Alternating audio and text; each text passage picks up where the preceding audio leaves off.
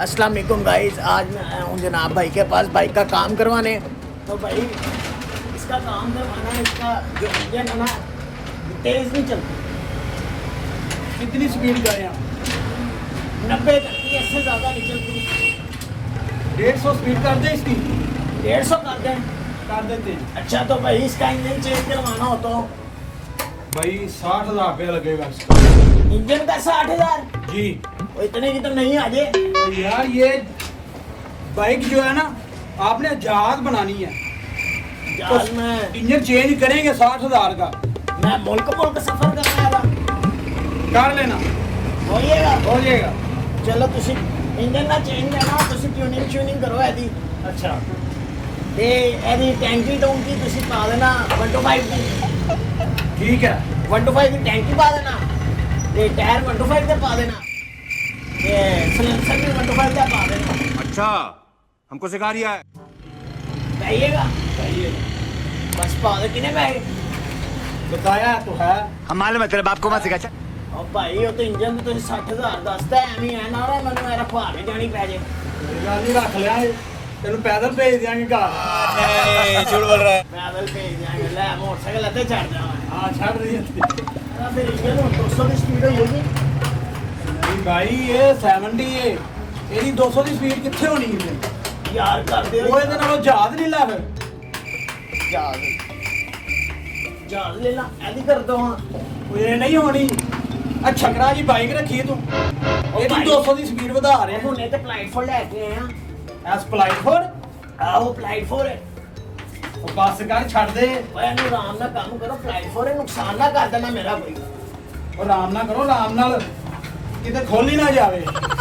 ਖੁੱਲ ਕੀ ਜਾਵੇ, ਸਾਰੀ ਤੇ ਖੁੱਲੀ ਹੀ ਹੈ ਭਾਈ। ਇੱਕ ਵਾਰੀ ਮੈਂ ਤਾਂ ਇੰਜਨ ਕਰਾ ਲਿਆ, अच्छा, ਮੈਂ ਜਾਵਾਂ ਸਪੀਡੋ ਸਪੀਡ, ਮੈਂ ਮੇਨ ਰੋਡ ਤੇ ਅੱਛਾ। ਬੰਦਾ ਲੱਗ ਗਿਆ ਭਾਈ, ਉਹਨੇ 7.5 ਜੋੜ ਲਿਆ। ਮੈਂ 70 ਤੁਹਾਨੂੰ ਪਤਾ ਫਿਰ ਕਿੱਥੇ, ਇਹਦਾ 80 ਦਾ ਮੀਟਰ, ਉਹਦਾ 125 ਦਾ ਮੀਟਰ। ਮੈਂ ਨਹੀਂ ਬਖਸ਼ਿਆ ਭਾਈ। ਮੈਂ ਅੱਗੇ ਗੱਡੀਆਂ ਲੈਣਾ ਲੱਗੀਆਂ, ਉਸ ਸਾਈਡ ਉਹਦੀ ਖਾਲੀ, ਉਹ ਖਿੱਚੀ ਜਾਏ ਖਿੱਚੀ ਜਾਏ। ਮੈਂ ਵੀਲ ਮਾਰੀ ਤਾਂ ਅਗਲੀ ਗੱਡੀ ਦੇ ਉੱਤੇ। ਅਰੇ ਬਾਬਾ ਫਿਰ ਮੈਂ ਗੱਡੀ ਗਿਆ, ਅੱਛਾ ਤੇ ਉਹ ਫਸ ਗਿਆ ਭਾਈ ਵਾਲਾ। ਐਂਦੀ ਮੋਟਰਸਾਈਕਲ ਮੈਂ ਜਾ ਰਿਹਾ ਤੇ ਹੁਣ ਵੀ ਇੰਜ ਹੋਏ। ਇੱਕ ਵਾਰੀ ਮੇਰਾ ਮੀਟਰ ਸ਼ਾਰਟ ਹੋਇਆ ਤੇ ਅੱਗੇ ਮੈਂ ਆਰਾ ਲਵਾ ਲਿਆ। ਹੁਣ ਜਿਹੜਾ ਅੱਗੋਂ ਗੱਡੀ ਵਾਲਾ ਲੱਗੇ ਹਾਰਨ ਮਾਰਦੇ, ਮੇਰਾ ਦਿਮਾਗ ਸ਼ਾਰਟ ਹੁੰਦਾ ਸੀ। ਗੱਡੀ ਲੱਗੇ ਮੈਂ ਉਹਦੇ ਵਿੱਚੋਂ ਕੱਢਾ, ਉਹਦੀ ਅੱਧੀ ਫੈਮਿਲੀ ਇੱਧਰ ਹੋਈ, ਅੱਧੀ ਇੱਧਰ, ਵਿੱਚੋਂ ਗੱਡੀ ਦੇ ਦੋ ਹਿੱਸੇ। करो हाथ जोड़ के मैं ਹੁਣ ਕਿੰਨੇ ਟਾਈਮ ਤੱਕ ਹੋਏਗੀ ਠੀਕ? ਭਾਈ 2 ਮਹੀਨੇ ਬਾਅਦ 2 ਮਹੀਨੇ ਬਾਅਦ ਕਿਵੇਂ ਕੀ ਭਾਈ ਕਰਨਾ? ਹੈਲੀਕਾਪਟਰ ਦੇ ਤੂੰ ਪਰ ਲਵਾਣੇ ਨੇ।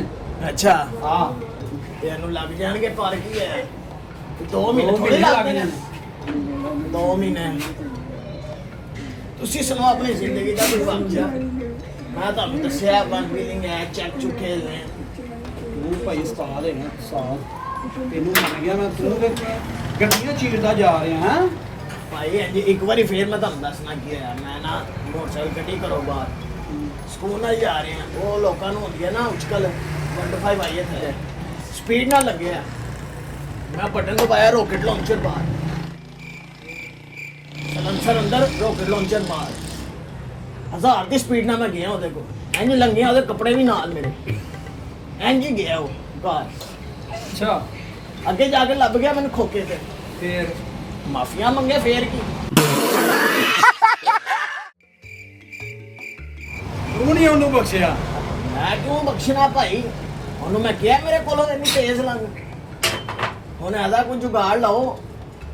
ਇਹ ਹੋਣੀ ਚਾਹੀਦੀ 200 ਤੇ ਸਪੀਡ ਹੋਏ ਨਾ, 200 ਪਹਿਲੇ ਗੇਮ ਦੇ ਵਿੱਚ, ਬਾਕੀ 3 ਤੇ 1000 ਹੀ ਜਾਏ। ਆਹੋ ਪਹਿਲੇ ਗੇਅਰ 'ਚ 200, ਆਹੋ, ਤੇ ਦੂਸਰੇ ਦੇ ਬਾਕੀ 3 ਤੇ 1000 ਤੱਕ ਜਾਏ। ਭਾਵੇਂ ਉਹ ਦੂਜਾ 150 ਰੱਖੋ, ਪਰ ਮੇਰੇ ਲੋ 500 ਰੱਖੋ। ਤੀਸਰੇ ਗੇਅਰ 'ਚ 1000 ਤੇ ਚੌਥੇ ਦੇ ਉੱਤੇ। ਹਾਂ, ਫੇਰ ਫੇਰ ਇੱਕ ਵਾਰੀ ਹੋਇਆ। ਮੈਂ ਫੋਨ ਸੁਣ ਕੇ ਆਇਆ, ਫਿਰ ਦੱਸਣਾ। ਹੈਲੋ ਹਸਨ ਇੱਧਰ ਆ।